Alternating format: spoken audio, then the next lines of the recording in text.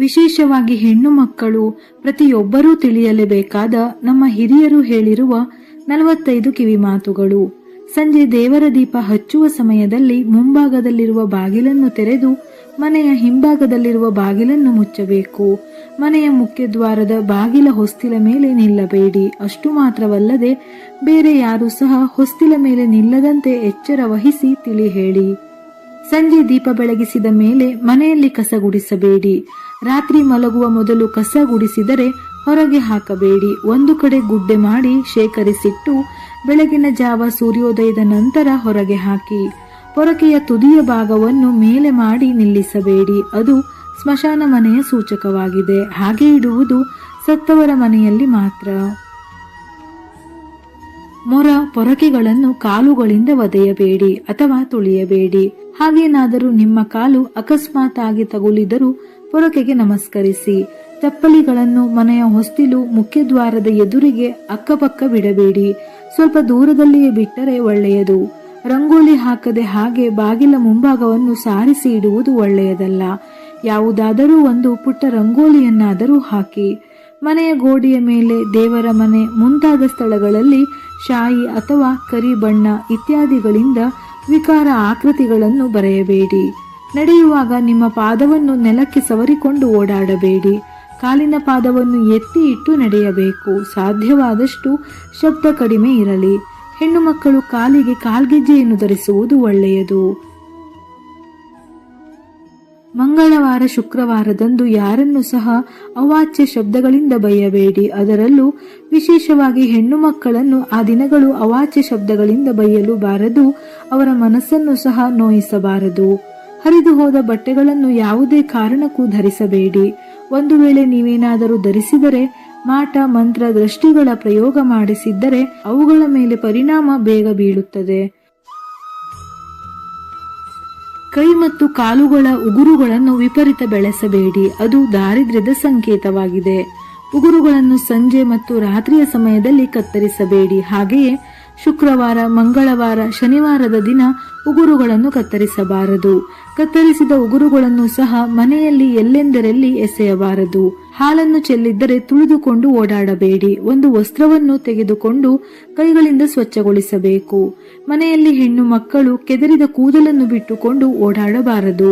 ಕುಂಕುಮವಿಲ್ಲದ ಹಣೆ, ಕೆದರಿದ ಕೂದಲು, ಅರಿಶಿನ ಹಚ್ಚದ ಕೈಕಾಲುಗಳು ಮಹಿಳೆಯರಿಗೆ ಅಶುಭದ ಸಂಕೇತವಾಗಿದೆ. ಮುಸ್ಸಂಜೆ ಮತ್ತು ಸೂರ್ಯಾಸ್ತದ ಬಳಿಕ ತಲೆಯ ಕೂದಲನ್ನು ಬಾಚಬಾರದು. ಹಾಸಿಗೆ, ಸೋಫಾ, ಮಂಚದ ಮೇಲೆ ಕುಳಿತು ಧ್ಯಾನ ಪೂಜೆಗಳನ್ನು ಮಾಡಬೇಡಿ. ಯಾವ ಫಲವನ್ನು ನೀಡುವುದಿಲ್ಲ. ಸೂರ್ಯೋದಯಕ್ಕೆ ಮುಂಚಿತವಾಗಿಯೇ ಹಾಸಿಗೆಯಿಂದ ಏಳುವ ಅಭ್ಯಾಸ ಮಾಡಿಕೊಳ್ಳಿ. ಮುಸ್ಸಂಜೆ ವೇಳೆ ಸೂರ್ಯೋದಯದ ಸಮಯದಲ್ಲಿ ಮಲಗಬೇಡಿ. ಹಾಗೆ ಮಾಡಿದರೆ ದರಿದ್ರ ಲಕ್ಷ್ಮಿ ಮನೆಯಲ್ಲಿ ತಾಂಡವವಾಡುತ್ತಾಳೆ. ಸುಮಂಗಲಿಯರ ಬೈತಲೆಯಲ್ಲಿ ಯಾವಾಗಲೂ ಕುಂಕುಮ ಇರದೆ ಇರಬಾರದು. 2 ಕೈಗಳಿಂದಲೂ ತಲೆಯನ್ನು ಕೆರೆದುಕೊಳ್ಳಬಾರದು. ಯಾವುದೇ ಕಾರಣಕ್ಕೂ ಸಂಧ್ಯಾ ಕಾಲದಲ್ಲಿ ಕಣ್ಣೀರು ಹಾಕಬಾರದು. ಮನೆಗೆ ಬಂದ ಹೆಂಗಸರಿಗೆ ತಪ್ಪದೆ ಅರಿಶಿನ, ಕುಂಕುಮ, ಹೂಗಳನ್ನು ಕೊಟ್ಟೆ ಕಳುಹಿಸಬೇಕು. ಗರ್ಭಿಣಿ ಸ್ತ್ರೀಯರು ತೆಂಗಿನಕಾಯಿ, ಕುಂಬಳಕಾಯಿ ಒಡೆಯಕೂಡದು. ಅಂತಹ ಜಾಗದಲ್ಲೂ ಇರಬಾರದು.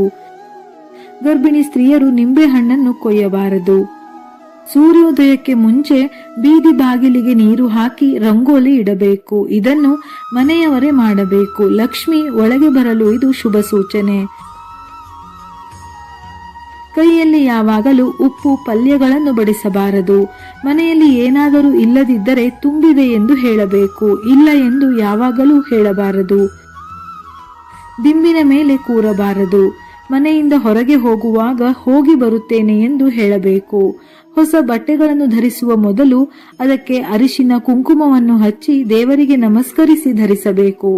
ಮನೆಯ ಅಕ್ಕ ತಂಗಿಯರಿಗೆ ವರ್ಷಕ್ಕೊಮ್ಮೆಯಾದರೂ ತವರಿಗೆ ಕರೆಸಿ ಅರಿಶಿನ, ಕುಂಕುಮ, ಫಲ ತಾಂಬೂಲದ ಜೊತೆಗೆ ಕೈಲಾದ ಹಣ, ಒಡವೆಗಳನ್ನು ಕೊಟ್ಟು ಹರಸಿದರೆ ಮನೆತನ ತುಂಬಾ ಚೆನ್ನಾಗಿ ಏಳಿಗೆ ಆಗುತ್ತದೆ. ಒಬ್ಬರು ಧರಿಸಿದ ಹೂವನ್ನು ಇನ್ನೊಬ್ಬರು ಅಪ್ಪಿತಪ್ಪಿಯೂ ಧರಿಸಬಾರದು. ಕಪ್ಪು ವರ್ಣದ ಬಟ್ಟೆಗಳನ್ನು ಸಾಧ್ಯವಾದಷ್ಟು ಧರಿಸಬೇಡಿ. ಉಪ್ಪು, ಹುಣಸೆ ಹಣ್ಣು ಇವುಗಳನ್ನು ಯಾರಿಗೆ ಕೊಟ್ಟರೂ ಕೈಗೆ ಮಾತ್ರ ಕೊಡಲೇಬಾರದು. ಬದಲಾಗಿ ಕೆಳಗೆ ಇಡಿ, ಅವರೇ ತೆಗೆದುಕೊಳ್ಳುತ್ತಾರೆ. ಪ್ರತಿನಿತ್ಯ ಊಟಕ್ಕೂ ಮುನ್ನ ಕಾಗೆಗೆ ಅನ್ನ ನೀಡಿ. ಕಾಗೆಗೆ, ಹಸುವಿಗೆ ನಾವು ಊಟ ಮಾಡುವ ಮುನ್ನ, ನಾವು ಊಟ ಮಾಡಿದ ನಂತರ ನಾಯಿ, ಬೆಕ್ಕಿಗೆ ಅನ್ನ ಆಹಾರವನ್ನು ನೀಡಬೇಕು. ಒಡೆದ ತೆಂಗಿನಕಾಯಿ ನೀಡುವಾಗ 3 ಕಣ್ಣು ಇರುವ ಭಾಗವನ್ನು ತಪ್ಪದೆ ನೀವು ಇಟ್ಟುಕೊಂಡು ಉಳಿದ ಭಾಗವನ್ನು ಇತರರಿಗೆ ಕೊಡಬೇಕು.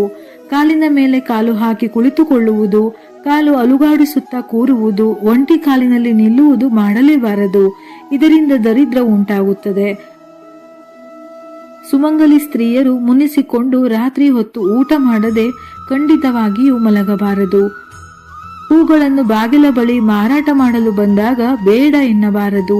ಅದಕ್ಕೆ ಬದಲಾಗಿ ನಾಳೆ ತೆಗೆದುಕೊಳ್ಳುತ್ತೇನೆ ಎಂದು ಹೇಳಬೇಕು. ಯಾವಾಗಲೂ ಪೀಡೆ, ದರಿದ್ರ, ಶನಿ, ಕಷ್ಟ ಎಂಬ ಪದಗಳನ್ನು ಜಾಸ್ತಿ ಉಪಯೋಗಿಸಲೇಬಾರದು. ಮನೆಯಲ್ಲಿ ಧೂಳು, ಕಸ, ಜೇಡರ ಬಲೆ ಕಟ್ಟುವುದು ದರಿದ್ರ. 10 ದಿನಗಳಿಗೆ ಒಮ್ಮೆ ಮಂಗಳವಾರ, ಶುಕ್ರವಾರ ಅಲ್ಲದೆ ಬೇರೆ ದಿನಗಳಲ್ಲಿ ಧೂಳು ಗೂಡುಗಳನ್ನು ತೆಗೆದು ಸ್ವಚ್ಛಗೊಳಿಸಬೇಕು.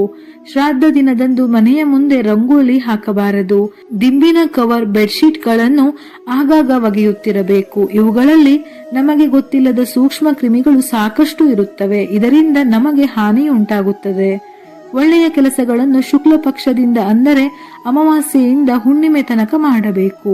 ಮಹಿಳೆಯರು ಸಂಜೆಯ ಹೊತ್ತು ತುಳಸಿ ಗಿಡದ ಬಳಿ ದೀಪ ಹಚ್ಚಿ ಪೂಜೆ ಮಾಡಿದರೆ ಒಳ್ಳೆಯದು. ಮಹಿಳೆಯರು ಯಾವಾಗಲೂ ಕೂದಲು ಬಿಟ್ಟುಕೊಂಡು ಇರಬಾರದು. ಇದು ಜ್ಯೇಷ್ಠಾದೇವಿ ಸ್ವರೂಪ.